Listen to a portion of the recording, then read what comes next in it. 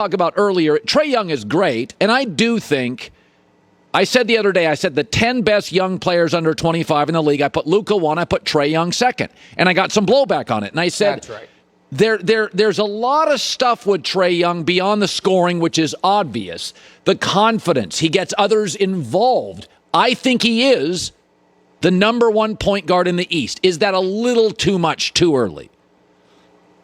It's not too much, not after this playoff run, so there's a lot to unpack here. Your old buddy Bill Simmons made the right comparison.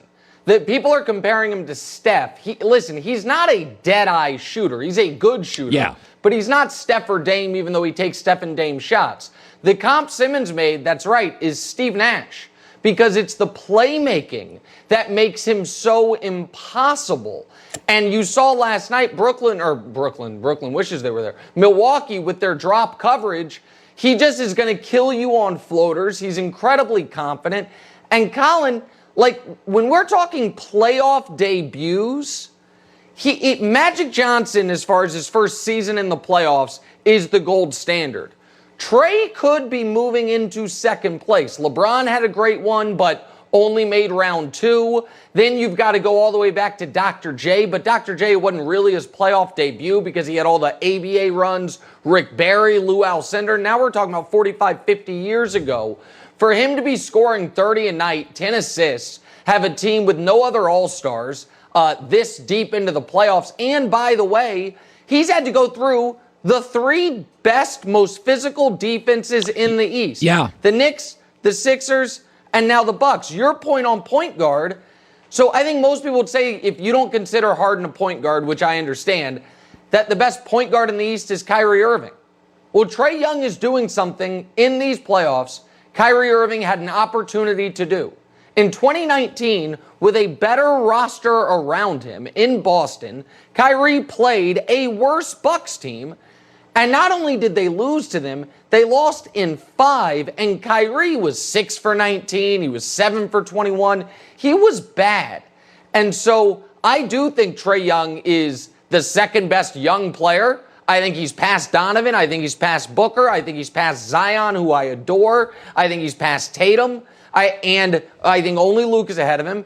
And I think he's the second best point guard, the best point guard in the East. I totally agree with you, 100%. So when the Clippers fell down to the Mavs, a source inside the Clippers said, we're going to win this thing, watch. And they did. When they fell behind to Utah 0-2, I said on the air, the Clippers are going to win the series. They're down 0-2 to Phoenix, and not just because Chris Paul is coming back and Kawhi probably isn't, but I don't think this is lightning in a bottle. I compare the Suns yesterday to the Seahawks, that first team that won the Super Bowl. The year before, they were 6-5 and got hot, and the Seahawks then got knocked out of the playoffs. The next year, you watched them and thought, they're so far and away the best team in the league, it's not close. What is happening? Phoenix, last year in the bubble, you're like, ooh, they're pretty good. They weren't great. And you're watching right now, and I said, like the Seahawks, you're saying to yourself, well, they look way better than everybody, and they have a similarity. The Seahawks and the Suns, young players, all peaked. 2 or 3 young players, like, wow, with a great leader. And what you're seeing, Monty Williams, Pete Carroll, coaches who have been fired, but been around, they harness that. And so I look at Phoenix, and I think, this thing's over, and I'm not sure it goes 6. Oh, you and I don't often agree on so much. We agree on a lot here. Colin, do you remember the game where LeBron was backing down Jay Crowder and Andre Drummond was pantomiming it on the sideline? Yeah. That game in round 1? Yeah. I don't know how long ago that feels to you. To me, it feels like it was months ago. Since then, not only have the Suns not lost, they have trailed in the 4th quarter since then for 25 seconds. They have just rolled through everybody. Game 2 obviously was incredibly close and great finish. And the Clippers, on the other hand, it's not only that they're without Kawhi, it's that tonight will be their 16th game in the last 32 days. Yeah, it's brutal. They're not just out of bullets. They have thrown the gun at the guy, and now they're trying to go tackle him. Yeah. They're spent. Ty Lue has made amazing adjustments. Yeah. And by the way, they could win tonight. I think they might win tonight. But I think with no Kawhi, with a Suns team that got half a week off after beating the Lakers, a full week off after sweeping the Nets, and now, depending on how Chris Paul reacted to, the COVID protocol, assuming he was asymptomatic, he's just rested. Yeah. And they're up 2-0. I think there's going to be no slander from me on the Clippers. I think what they've done in this postseason has been great. But the Suns are the healthier, more rested, better team right now. Yeah. I don't think they can win 4 out of 5 against them moving forward. Yeah, it's funny because I after those games, I thought to myself, this will still go 6. And yesterday I had somebody text me that what you just said. They gave me the games the Clippers have played, and they're like, Chris Paul isn't hurt. He's just resting. They're like, watch out. So yeah. I want to go to this. So Steve Kerr, now maybe because he's coaching Team USA basketball, he said this, but he said, Kevin Durant's more gifted than Michael Jordan. And as Joy said, everybody thinks everything's a slight. And I do think Wilt, KD, Tracy McGrady, there are these Dominique guys that are just gifted. And it's not that they don't work hard. I mean, Wilt was always distracted. But they don't have this relentlessness. And I said, Jordan had brothers, roughhousing. Michael, and I think of Michael, I don't think gifted.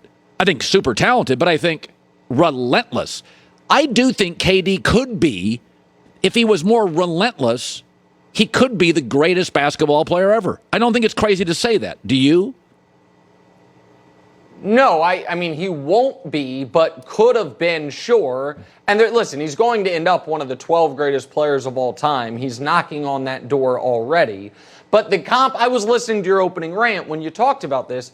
The comp I was waiting for you to go to is Randy Moss, Jerry Rice. Randy's one of the greatest ever. And Randy is, without question, the most gifted wide receiver we have ever seen. Yeah. But as much as I love Randy, there is no argument to be made he was better than Jerry Rice. It just doesn't exist. Right. So, there are the natural physical gifts, and it's not like Kevin Durant has squandered anything.